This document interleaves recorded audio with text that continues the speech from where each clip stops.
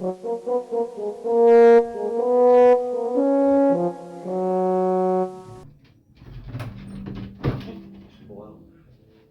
mzee wangu. Ya, kama nilivyokuambia hapa ndo nyumbani. Karibu sana. Jisikie huru. Yaani kama upo kwako vile. Yaani ni kwako kiujumla.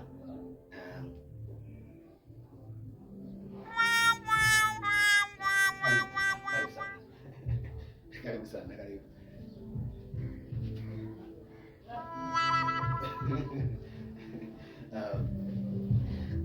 Kama nilivyokuambia hapo awali kwamba naishi na mdogo wangu.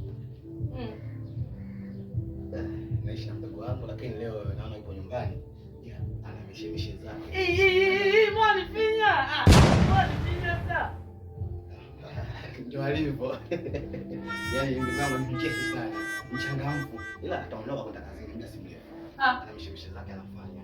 Mimi na kazi gani? Yala mimi sina hata kazi. Sina kazi wewe. Wapi kule? Wapi? Wale chuma sikatupangia baba. Afu baba ameshuka na kunguza mademu. Unaona? Sema kwa baba. Nini unanifinya nini sasa? Unanifinya afiki yangu unanifinya nini? Kwa kichumba ni kama geto. Geto natupangia baba. Sasa niambia una chumba chako unakaa peke yako.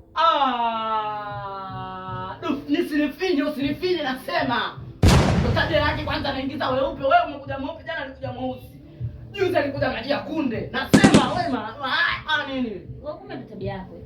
Usikie mtoto mdogo tuachane. Wewe Finye. Wewe unanidanganya. Hapana. Wewe una chumba chako unakaa peke yako. Si nini bla bla hii wewe.